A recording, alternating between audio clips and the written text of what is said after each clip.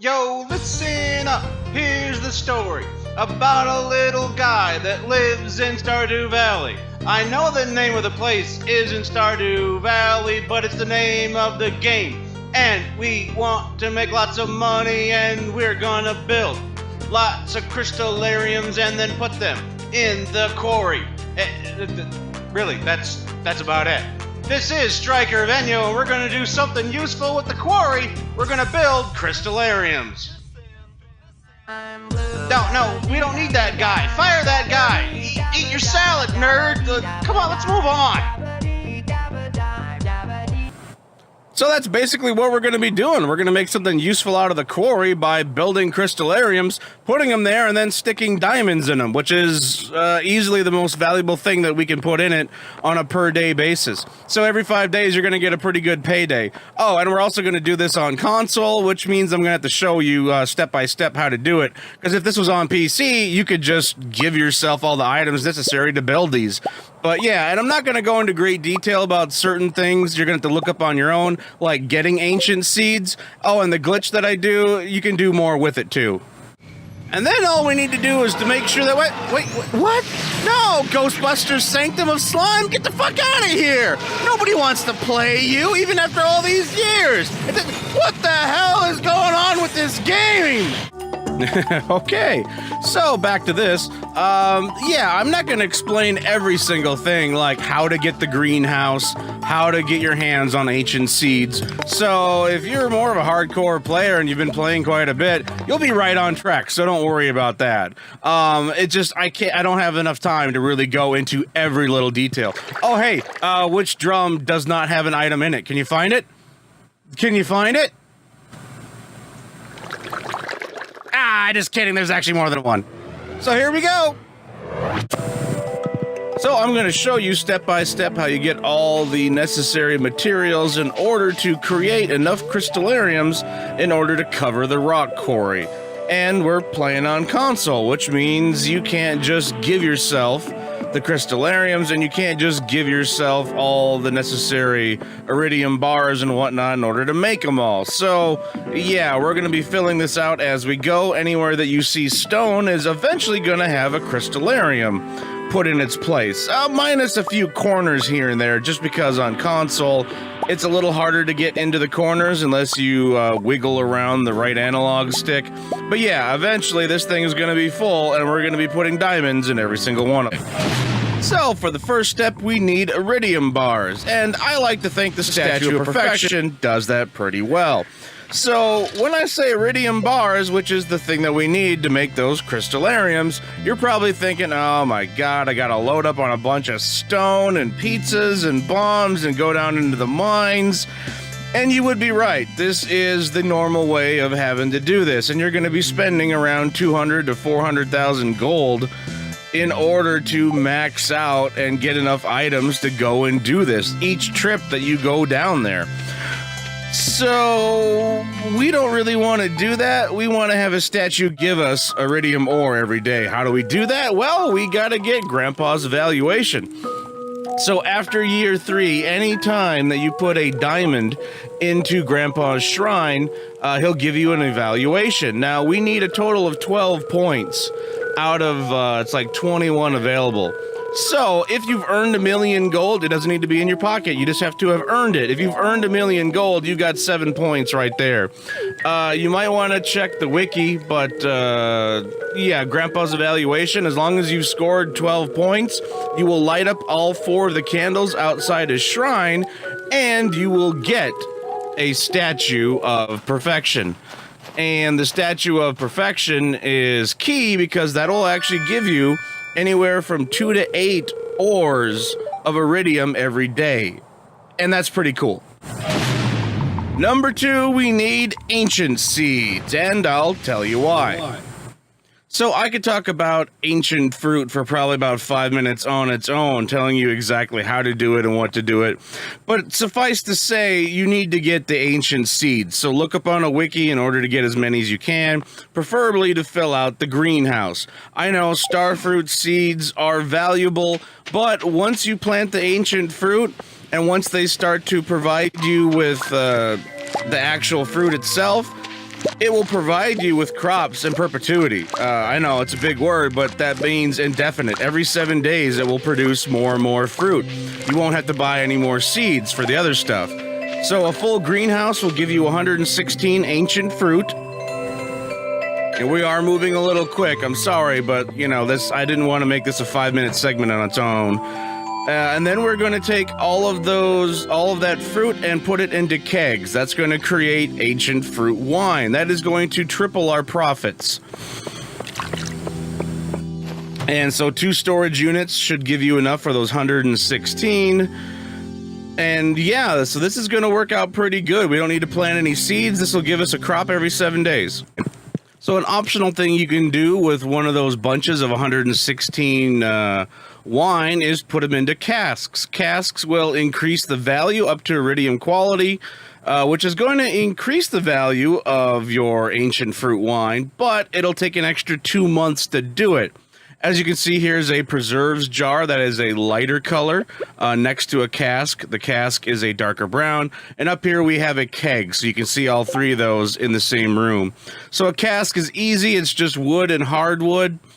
These are pretty easy to make and quick. They don't take a whole lot of stuff. The preserves jar is also easy, just wood, stone, and coal. It's the kegs that will, really get you, because you need a copper bar, an iron bar, and some oak resin. So on a cost per day level, you might not want to do this with all your ancient fruit wine. It just takes too long. But you're going to be pumping out, that 116 wine every 7 days, plus the 4 days it takes in the kegs to turn it into the wine.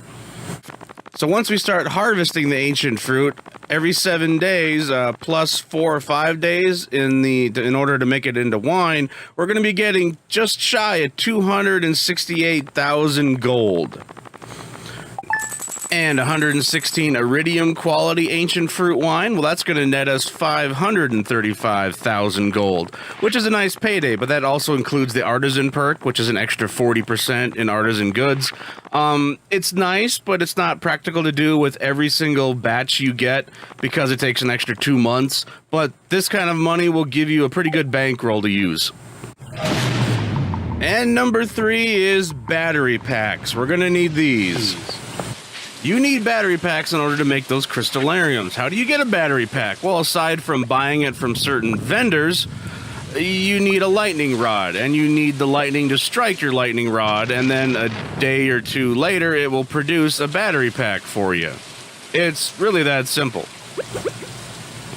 The placement on your land doesn't seem to matter, but the number certainly does. The more lightning rods you have, the more will get struck by lightning. Just pure and simple. But there's another easier way to get items deposited directly into your inventory.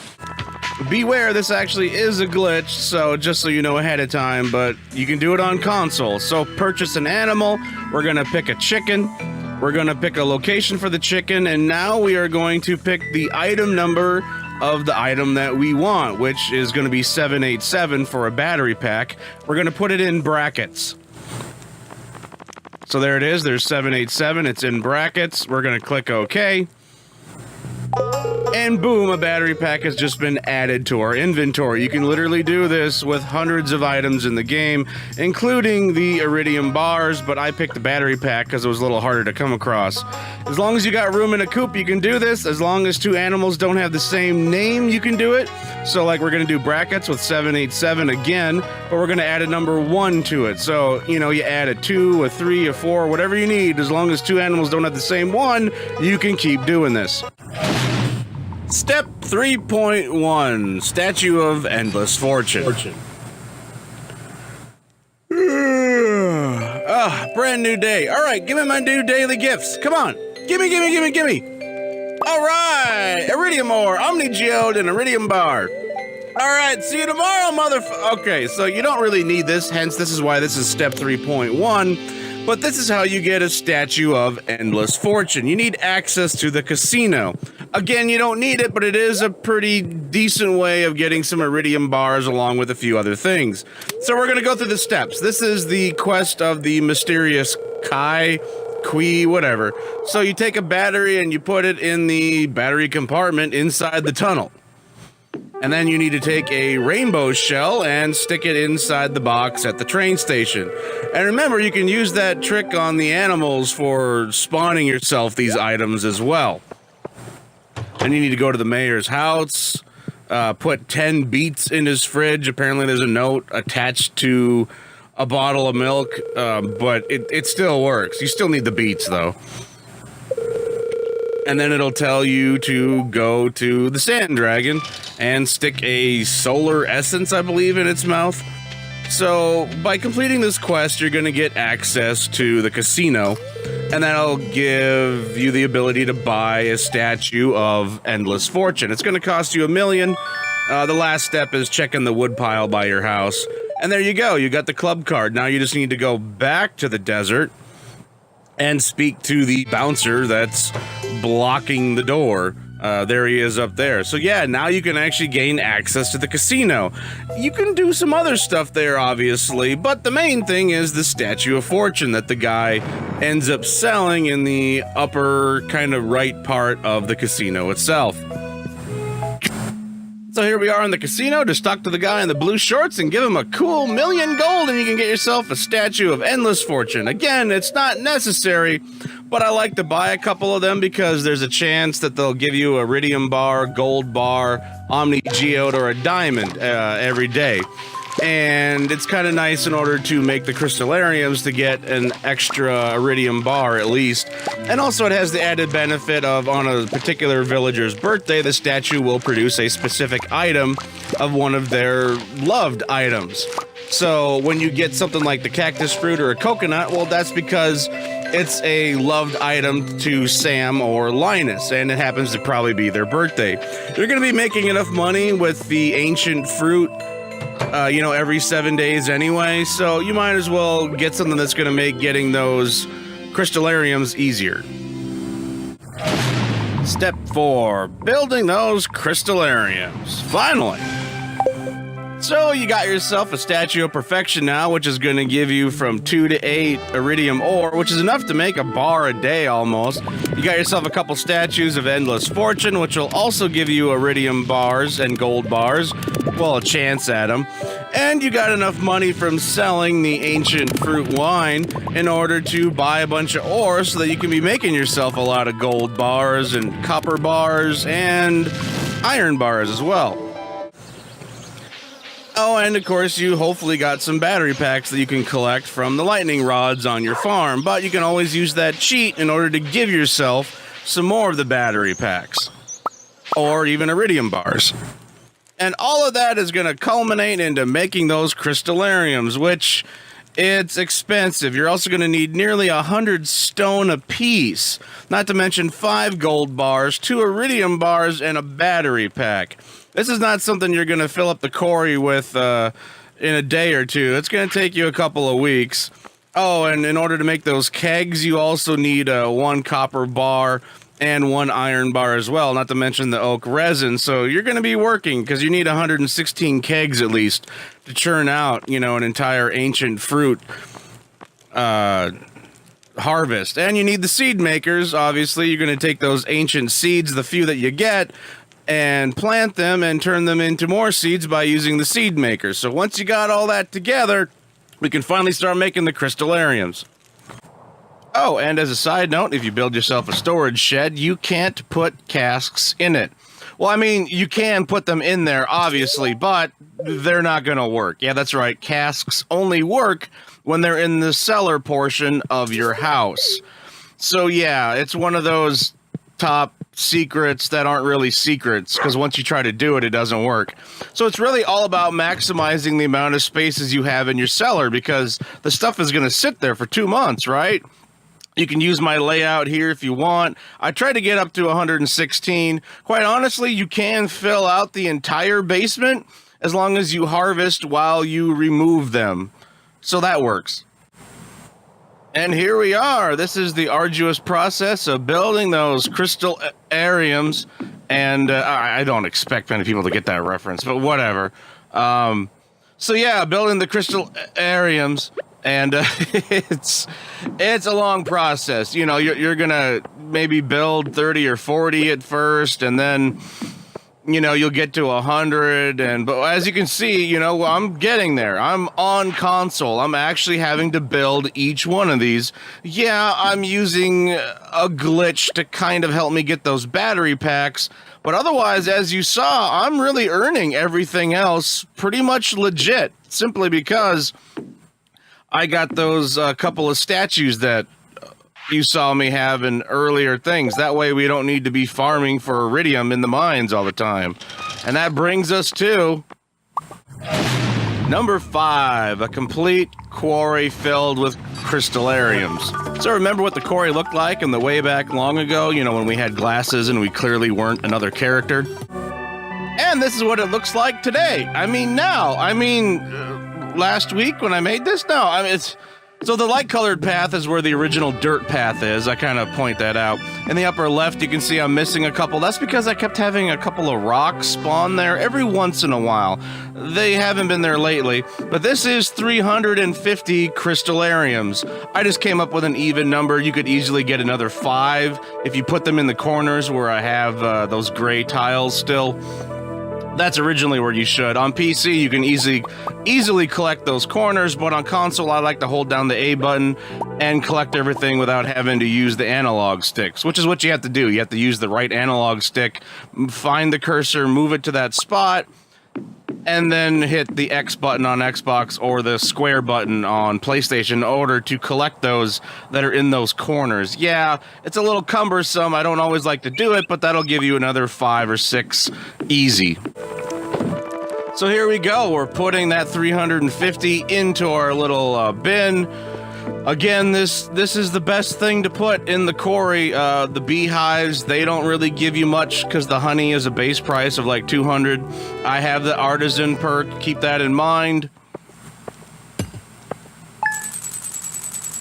So we got 262,500. So yeah, that's what you're looking at. You're looking at a easy 260 plus thousand every 5 days.